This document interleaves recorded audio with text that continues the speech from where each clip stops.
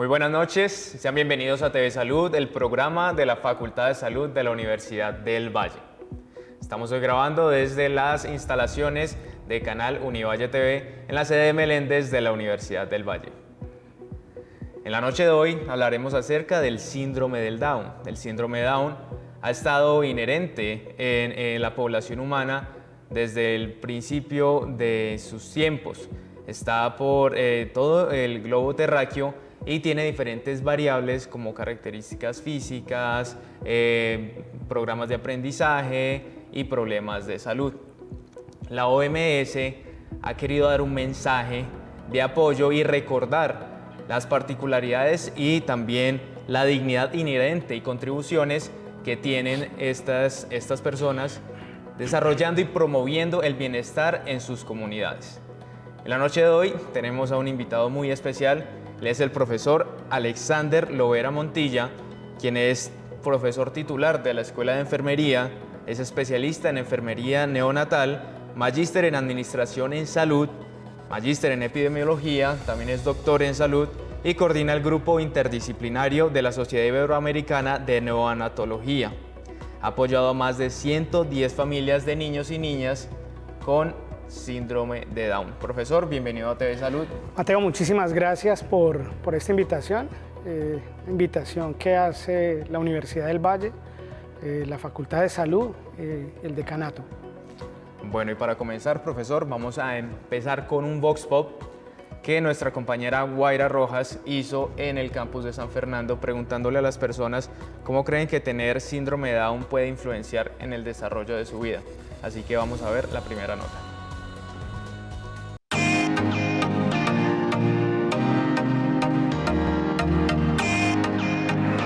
Hola Mateo, me encuentro en la Facultad de Salud donde le estaremos preguntando a las personas de qué manera creen que tener síndrome de Down puede influir en la vida de una persona.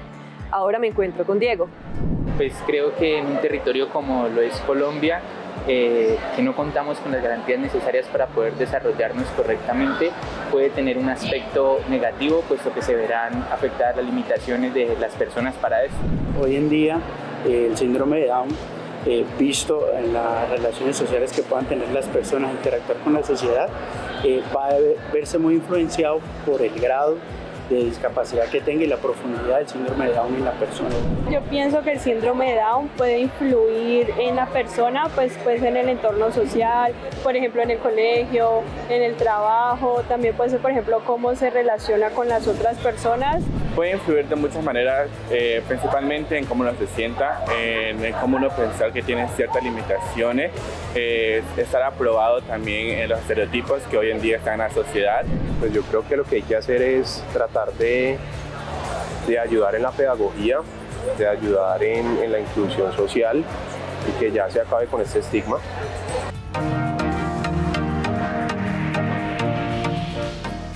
Bueno, acabamos de ver algunas opiniones de las personas que están en el campus de San Fernando de la Universidad del Valle, hablando acerca de qué creen ellos que tiene como incidencia dentro de la vida de alguien que tiene síndrome de Down. Pero para entrar en contexto, le vamos a preguntar al profesor, ¿qué es el síndrome de Down? El síndrome de Down es la cromosomopatía más frecuente que se presenta. Se da entre 1 en 800, pero también hay que tener claro que es una condición. Y aquí yo sí quiero, Mateo, dejar, digamos, un punto digamos, en el público que está viendo, digamos, esta entrevista, y es que el síndrome de Down no es una enfermedad, sino es una condición. Es una condición en la cual, digamos, la sociedad tenemos que hacer, digamos, las lecturas para poder permitir que las personas o los sujetos con síndrome de Down, sean hombres o mujeres, estén en la sociedad y se potencien como sujetos sociales. Profesor, y ahora estábamos escuchando lo que nos decían en el campus de San Fernando, lo que ellos creían que tenía de incidencia el síndrome de Down en la vida de estas personas. Cuéntenos usted cuáles serían como estos aspectos. Sí, hay publicaciones en donde se mencionan, digamos, estas influencias tanto positivas como negativas. Sí. Aquí lo más importante y es, digamos, como el mensaje que se quiere dejar es que por tratarnos de una facultad de salud muchas veces patologizamos nuestros discursos y detrás del síndrome de Down hay una persona con capacidades y potencialidades en donde su entorno primario y su entorno secundario, llamémoslo así, y ahí nos involucramos la educación, la salud, debemos aprender a hacer lecturas con el propósito de potenciar sus capacidades. Entonces, hay literatura que se encarga de mostrar, digamos, las enfermedades, las infecciones, y eso está bien, pero también debe haber otro mensaje donde se humanice y no se cosifique a la persona con síndrome de Down, sino mostrándole, digamos, muchas posibilidades a los futuros padres o a esos padres nuevos que acaban de tener un hijo o una hija con síndrome de Down y que van a seguir un itinerario. Y ahí es precisamente donde nosotros, los profesionales de salud, tomamos, digamos, como un punto en la vida de ellos, porque somos en parte encargados de apoyar o, por el contrario, Mateo, de ser barrera. Claro que sí, y en nuestra primera nota, profesor, vamos a hablar con, él es Juan Carlos Arias, pediatra, y nos va a comentar un poco acerca del síndrome de Down en la primera infancia. Así que tenemos a Guaira en nuestra primera nota de la noche. Hola Mateo, me encuentro en Casa Madre Canguro Alfa y estoy en compañía del pediatra Juan Carlos Arias, quien nos estará hablando sobre el síndrome de Down en la primera infancia. Juan Carlos, ¿podría comentarnos cómo se da desde la pediatría este proceso, desde el diagnóstico y cuál es el procedimiento? La idea es que el síndrome de Down es una condición especial de salud que ocurre con relativa frecuencia en nuestra población. Se estima aproximadamente un caso por cada 200 o 300 recién nacidos vivos. Entonces el diagnóstico se puede establecer desde el periodo prenatal. Digamos que uno de los factores de riesgo es las mujeres que tienen más de 35 años. No significa que tener más de 35 años todas las madres van a tener un bebé con síndrome de Down, sino que el riesgo a esa edad es un poco más alto que en población más joven. Tampoco significa que una mujer, digamos a final de la adolescencia o en su edad adulta joven, no pudiera tener eventualmente un bebé con síndrome de Down. Entonces, esta es más o menos la frecuencia y, como le mencionaba, se puede hacer el diagnóstico desde el periodo prenatal. Entonces es muy importante que toda mujer embarazada asista a sus controles, donde su ginecobstetra le establecerá la ruta para evaluar los factores de riesgo y mirar si se requieren exámenes adicionales que nos permitieran hacer un diagnóstico prenatal. Bueno, y ahora podría explicarnos cómo se da el desarrollo de los niños con síndrome de Down y cómo un tratamiento temprano podría beneficiarlos. Niños o niñas con esta condición tienen algunas características importantes que afectan de alguna manera su desarrollo psicomotor. Entonces, digamos, ellos tienen un tono bajito, ellos son, digámoslo así, como más blanditos con respecto a la población general, y esta disminución del tono hace que su desarrollo psicomotor sea un poco más lento, están un tanto retrasados con respecto a la población general. Pero en el tema puntual del desarrollo, una intervención temprana, que sean abordados por técnicas en neurodesarrollo para habilitarlos en todos estos elementos de su desarrollo psicomotor, va a hacer que su desempeño a futuro sea muchísimo mejor que si no se hace ninguna intervención. Obviamente estos bebés requieren un apoyo de la familia, del sistema de salud, porque por sus condiciones especiales lo requieren. Entonces es muy importante que sean asesorados por el personal capacitado y competente y hacer las intervenciones que se requieran para lograrlos a su mayor desempeño posible. Las personas con síndrome de Down suelen tener más problemas de salud que una persona que no tenga esta condición. A principios del siglo XX, la mayoría de personas con esta condición vivía hasta los 10 años de edad. Ahora ya la medicina ha avanzado y más del 80% en este siglo llega a los 50 años de edad. Haciendo pues la comparación, profesor, se ha tenido un gran avance. Ahora, no solamente en la medicina, sino hablando en enfermería, rehabilitación humana, salud pública, odontología. ¿Qué otros aspectos y cuáles acciones se han tenido en cuenta para que esto suceda? Mateo, muy importante la pregunta. Aquí el asunto es entender, digamos, la transformación de los conceptos, minusvalía, discapacidad, y cómo debe ser entendido y cómo debe ser leído por nosotros los profesionales de salud. Entonces, y aquí entramos en juego, pues, todas las profesiones que tienen que ver en salud, y más específicamente en nuestra facultad. En ese orden de ideas, lo más importante aquí es volver a mencionar lo que dije en la primera parte, y es entender que las personas con síndrome de Down, hombres o mujeres, tienen capacidades. Y precisamente desde el primer momento en que se va a dar la noticia, o sea, la noticia acerca del diagnóstico, la persona que dé la noticia acerca del diagnóstico, pues debe tener una comunicación compasiva y asertiva. Y ese, digamos, es un mensaje que se lanza precisamente porque estamos en una facultad de salud donde quizás en algún momento nuestros estudiantes que se están formando tengan esa posibilidad de estar en una situación de esas. Entonces, eso ha venido cambiando con el tiempo. Y lo otro, como se mencionaba en la nota anterior, la parte del neurodesarrollo. Cada vez, digamos, hay más estudios y más posibilidades. Y lo otro es romper con estereotipos y estigmas. Perfecto, profesor. Y hablando sobre esto, en nuestra próxima nota vamos a ver a Aurora Luna. Ella es enfermera líder de la Sala Sirena del Hospital Universitario del Valle. Nos va a hablar un poco de cómo en esta sala tratan a los nuevos niños con síndrome de Down y cómo también se ha apoyado por parte de usted con un proyecto. Entonces veamos esta nota y tenemos a Kelly, que en el HV, hablando con Aurora Luna.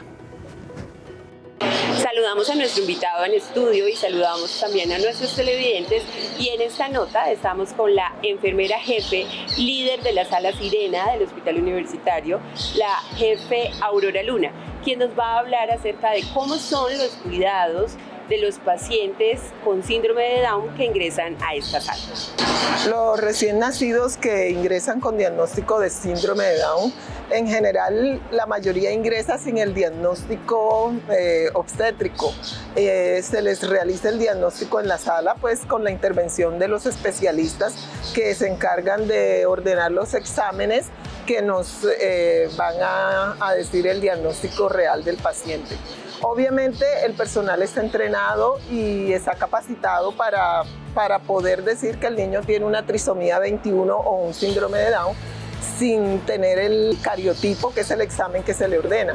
Entonces, porque hay varias características que los pacientes muestran y que pues todos estamos en capacidad en el servicio de diagnosticar pues sin el examen.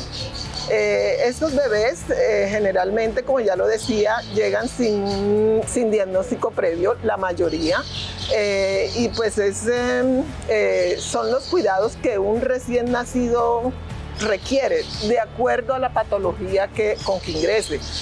Los pacientes con síndrome de Down tienen patologías, digamos más que todos cardiopatías congénitas, malformaciones del sistema digestivo, entonces generalmente van a requerir tratamientos largos o procedimientos quirúrgicos que van a hacer que su estadía pueda ser prolongada en el hospital, ya sea en Sirena o en otra sala, si el paciente ya pasa más de 30 días y es un bebé que ya le pertenece a otra sala.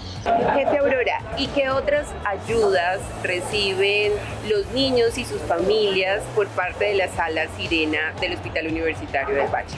Con el profesor Alexander Loera, que trabajó en la sala durante mucho tiempo, él empezó una actividad con los niños que nacían con síndrome de Down y nosotros, digamos, le reportábamos a él algunos casos y él llegaba e intervenía a las familias.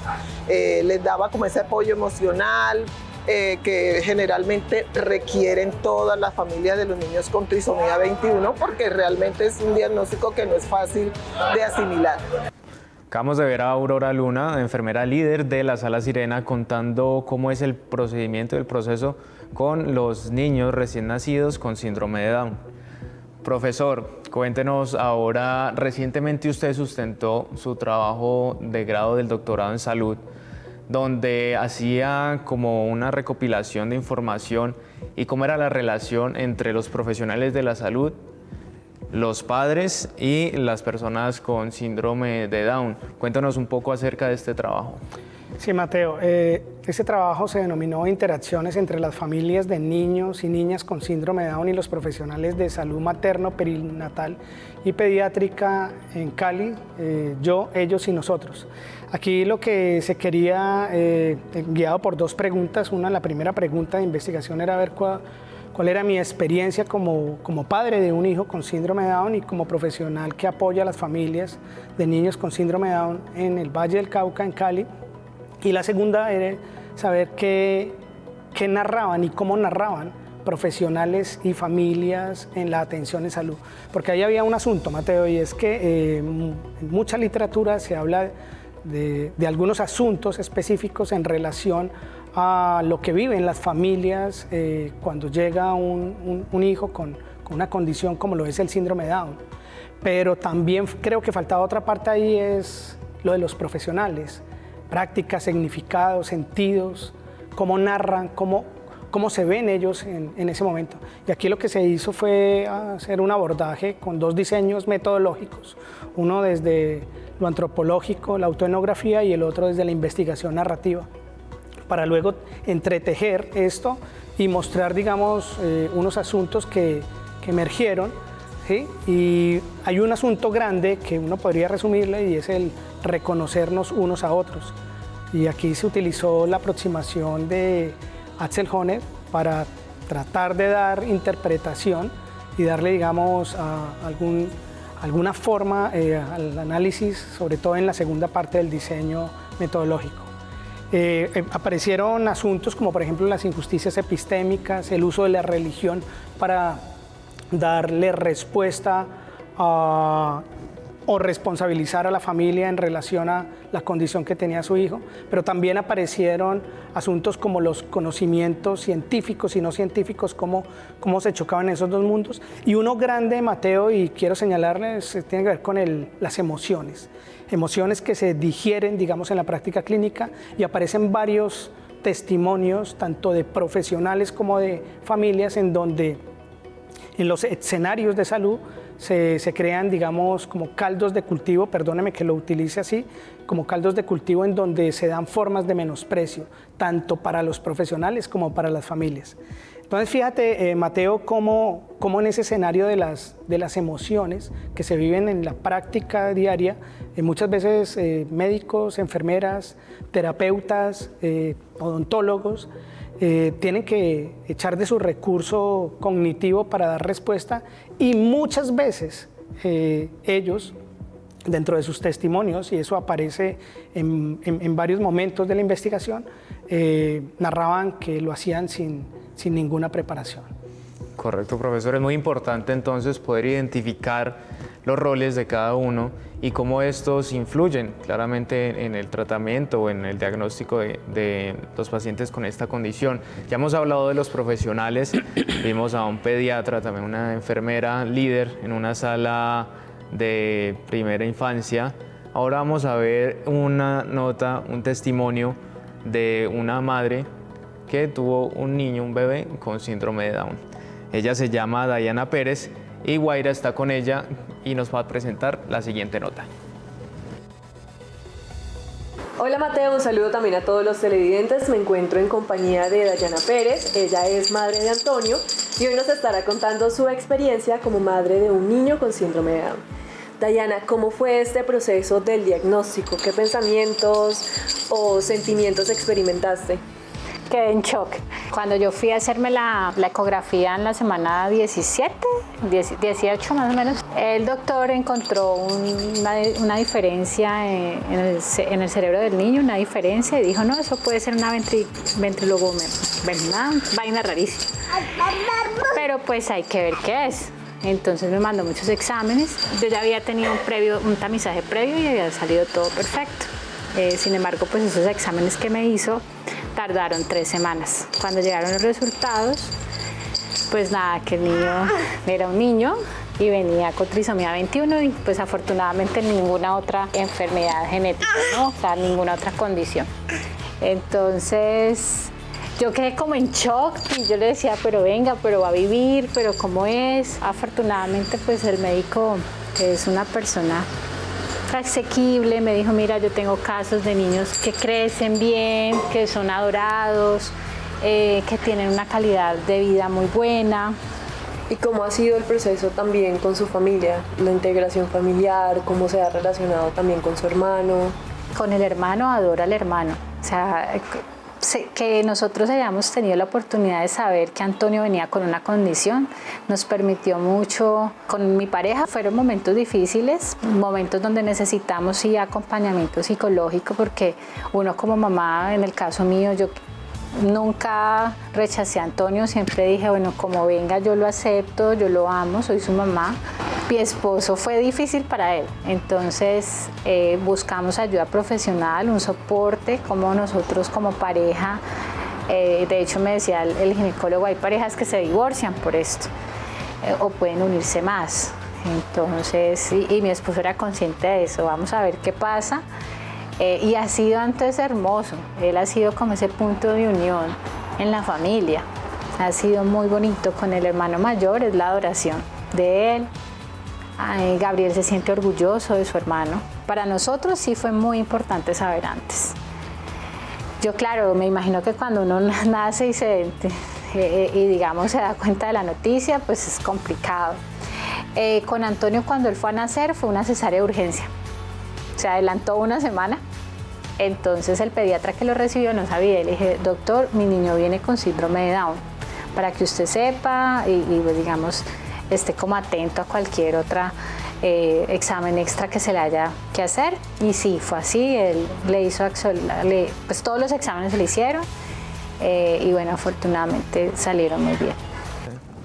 Bueno, acabamos de ver a Dayana, la madre de un niño con síndrome de Down. Ahora, profesor, la ONU ha dado un mensaje, y es un mensaje que se trata de un eslogan llamado "Con nosotros, no para nosotros". Este eslogan tiene como propósito resaltar los derechos humanos de las personas con síndrome de Down. ¿Y qué quiere decir entonces esta frase o este eslogan? Que las personas con discapacidad tienen las mismas oportunidades que nosotros y que deben ser tratadas igual con justicia, para que sigan trabajando, bien sea en comunidad, con su familia, con los profesionales, para mejorar cada vez más. ¿Qué opina acerca de esta premisa, profesor? Sí, no, estoy completamente de acuerdo, Mateo, con lo que menciona. Inclusive agregaría dos cosas más que se vieron, digamos, en el trabajo de la tesis. Uno es, desde la teoría literaria, Mijael Bakhtin habla del yo para mí, yo para ellos, otros para mí y yo para otros. En ese mismo sentido, Axel Honneth, en la teoría del reconocimiento, habla de una cosa que se llama el reconocimiento recíproco, esa capacidad de reconocer al otro para evitar las formas de menosprecio en cualquier escenario. Entonces, fíjese que si uno intercepta eso que menciona la ONU, estas dos cosas que yo dije, estamos hablando de una cosa que tiene, digamos, como un eje transversal, y es que la persona con síndrome de Down, sea hombre o mujer, ¿cierto?, tiene los mismos derechos y tiene las mismas responsabilidades que todos nosotros. Por eso el concepto de discapacidad ha cambiado y seguramente lo han visto ustedes en otros programas. Entramos todos a cambiar, digamos, nuestras formas de leer cuerpos, porque desafortunadamente, y pues no quisiera decirlo, pero hay que plantearlo, muchas veces tenemos una lectura solamente de lo patológico y lo no patológico, y en eso nos encontramos leyendo cuerpos, y desafortunadamente hay cosas que van detrás de eso, y una de esas quizás es ver cómo personas con síndrome de Down tienen unas potencialidades que ni siquiera pues, yo las tengo. Entonces, en ese orden de ideas, pues claro que hacen parte de nosotros, son para nosotros, así como nosotros somos para ellos. Nos necesitamos y ese tiene, digamos, que ser nuestra mirada. Y más si trabajamos asuntos en salud y si se brinda atención en salud. Claro, profesor, y así también es en parte porque el nombre de este programa, que se basó en su trabajo de tesis, que es Síndrome de Down, yo, ellos, nosotros. Y es esa inclusión que se quiere también tener. Y usted hablaba pues de las capacidades que tienen este tipo de personas que son extraordinarias a veces. Tenemos a Juan José Castro Tobón, él es un chico con síndrome de Down y con Kelly estuvimos hablando con él y tiene mucho por contarnos. Así que veamos esta nota. Y en esta nota estamos con Juan José Castro Tobón, quien muy amablemente nos ha permitido ingresar a su hogar y quien nos va a contar acerca de que a pesar del diagnóstico de síndrome de Down, esto no ha sido impedimento para el desarrollo de sus actividades en su vida. Te cuento que de lo que yo hago hoy en día es que todos los días en las mañanas, después de haberme levantado, me organizo para ir a mi punto de trabajo. De hecho, estoy trabajando con mi hermana mayor, que ella es psicóloga, y lo que hago con ella en el consultorio es que yo soy el que le manejo en la parte de la logística, yo soy el que le manejo la agenda. Juan José, y también entonces cuéntanos ¿qué organización representas en este ámbito de gestores y cuáles son tus actividades en esta organización? Mira, claro que sí, como te estaba comentando, el grupo de autogestores, como te lo había dicho ahorita, son de la organización de ASDAUN y nosotros representamos a ASDAUN Colombia. ¿Y qué actividades o qué roles o qué rol tú cumples en ASDAUN, en esta asociación? Digamos que nosotros participamos durante todo el proceso de lo que hemos venido haciendo. Además, porque de lo que nosotros hacemos es más como de evitar de que apaguen nuestras voces, y lo más importante de todo, lo que quiero destacar es que nosotros, las personas con síndrome de Down, también tenemos las apreciaciones y nuestras opiniones para poder opinar. Bueno, yo quiero aprovechar en este momento para dejarles un mensaje esperanzador para todas las personas y especialmente a las familias, de que apoyen a sus hijos porque ellos tienen todas sus capacidades de lo que ellos pueden lograr hacer. Aparte de eso, apoyarlo, motivarlo para que puedan hacer grandes cosas como cualquier otra persona. Bueno, increíble la historia de Juan José. Él también ahí nos está mostrando sus medallas, ha sido campeón nacional e internacional en natación, también está en porrismo y también ha hecho algunas cosas en la música. Aquí es un claro ejemplo de que no hay limitaciones, profesor, y para esto quiero que nos dé un mensaje final acerca de esto. Sí, de hecho, sumando a lo que tú estás diciendo, con Juan hemos dado conferencias en diferentes universidades, no solamente aquí en la región, sino también a nivel nacional. Simplemente quiero quedarme con una parte de lo que él dijo, y es empoderar a las familias. Cuando uno como profesional de salud empodera a las familias y permite, digamos, que las familias logren, digamos, también y ganen capacidades en relación a los conceptos que tienen acerca del síndrome de Down, seguramente el trabajo con sus hijos se va a disparar. Y un mensaje grande diría dos cosas: el respeto por el otro y el amor. Yo creo que eso se basa no solamente para el síndrome de Down, sino para cualquier otra condición, inclusive para todos nosotros. Respeto y amor. Así es, profesor. Bueno, se nos ha acabado el tiempo. Muchas gracias a ustedes por acompañarnos el día de hoy. Profesor, un placer tenerlo con nosotros. Es de valía todo lo que está haciendo por las familias de niños y niñas con síndrome de Down de aquí de la región. Nos veremos nosotros entonces en un próximo programa, ya saben, los miércoles a las 7:30 de la noche. Chao, chao.